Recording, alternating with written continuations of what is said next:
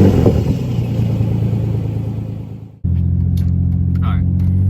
so a little precursor to today's video, right?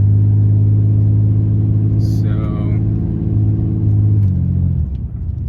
today's video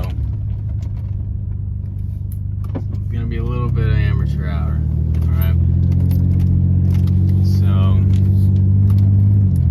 you know, with this whole quarantine thing going on and, you know, the whole situation the world is in the state that myself and Thomas live in right now is currently under lockdown, so we're unable to film together. So a lot of the videos I make, it's really just me filming, and a lot of videos that he makes, he has his buddy who lives nearby him film it for him, you know, which is nice, but unfortunately I don't have that.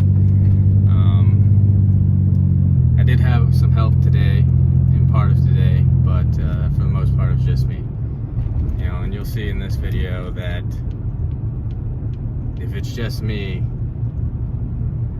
it's not going to be the greatest of shots, and for that I apologize. But without further ado, let's roll the video. Hey, welcome back to the channel. Today we are going to be going over differential fluid. So today with the differential fluid, we're doing the rear differential as well as the front differential.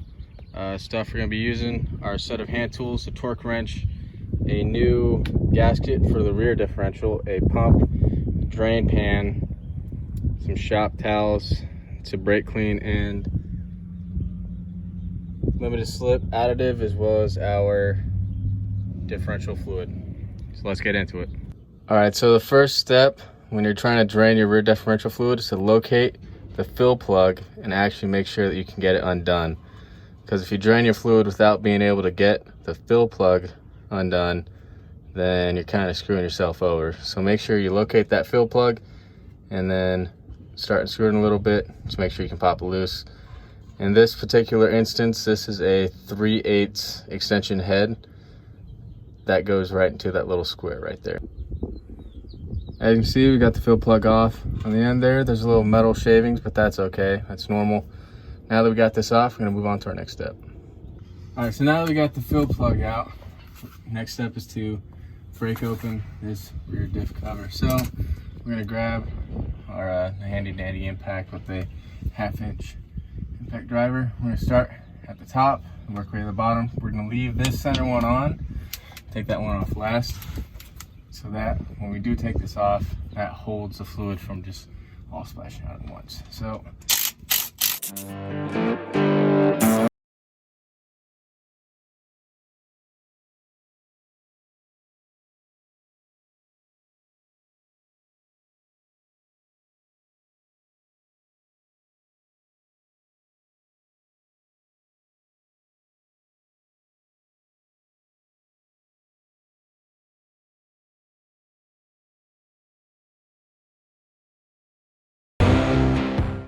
for this last bolt, we're not gonna use the impact. We're gonna use our handy dandy 1/2" drive ratchet. There we go. And we're gonna slowly do this one. We're gonna leave this one about halfway on, like that. So when we pop this, the whole cover doesn't come flying off. So let's see if we can get underneath of this.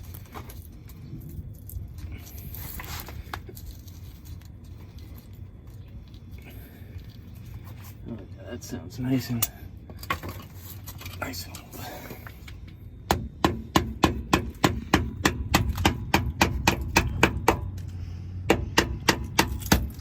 oh, there it goes. There we go. So we're just gonna let it sit like this and drain out. And once it's done draining, we're gonna take off the cover completely. Look what we got inside.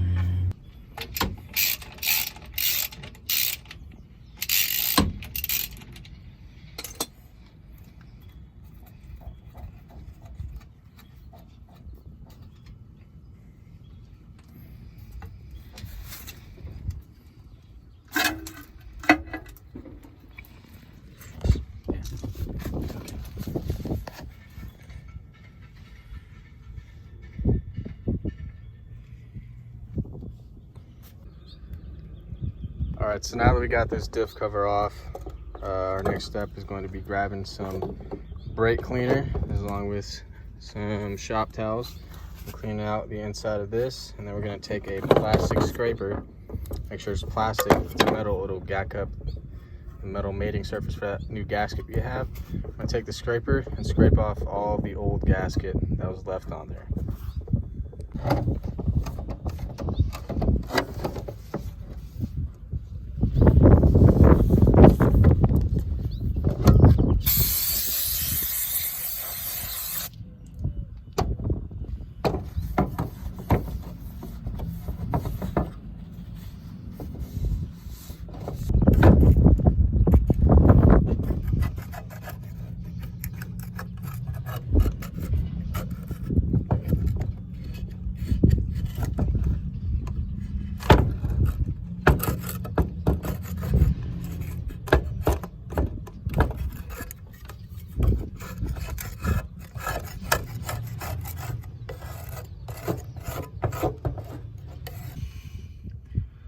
So now that we got the diff cover clean, we're going to clean up the mating surface on the differential itself using the same method, except this time we're not going to be spraying the brake cleaner inside itself. We're going to spray it on a shop towel and then ripen the bolt hole surfaces. Alright, so now we got both surfaces clean. We're going to mate it back up. So we're going to grab our new rubber gasket and set that on there. Nice and lined up. We're going to start putting our bolts in one by one. Make sure it makes it nice, even.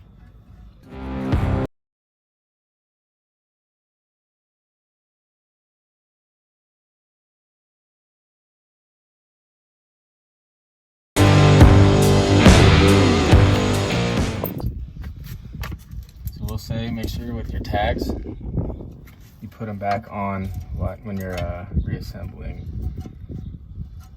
the diff cover.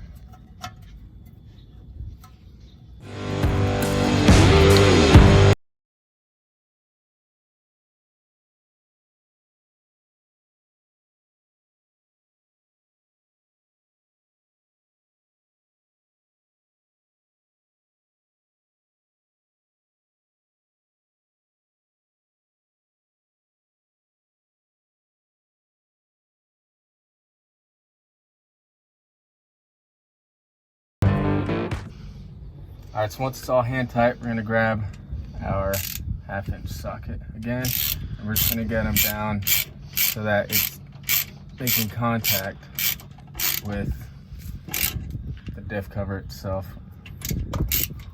We're not fully torquing them down yet because we're gonna use our torque wrench for that. We'll just make it so that we don't have to do so much work with our torque wrench. We're gonna want to go in a star pattern so that the gasket surface is nice and even.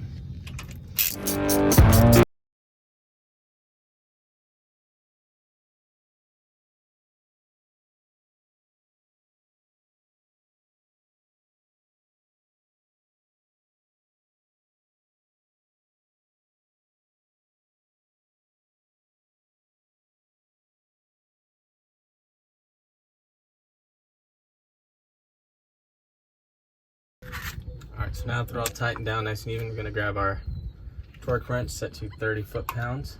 I'm going to do the process over again. In a star pattern, torquing down the spec.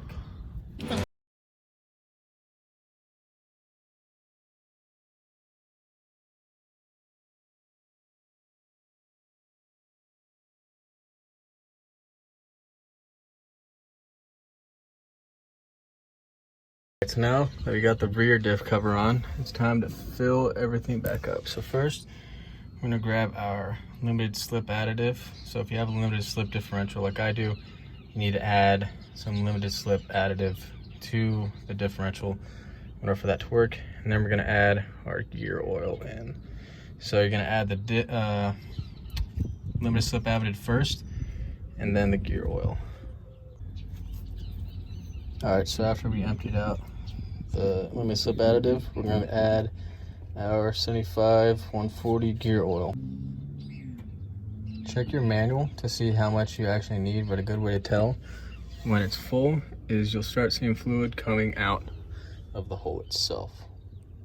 All right, once the fluid is high enough, you can tell by it either leaking out, or if you stick your finger in there, it'll have a fluid right on your pinky. You're gonna take your fresh cleaned off drain plug and then reinsert it.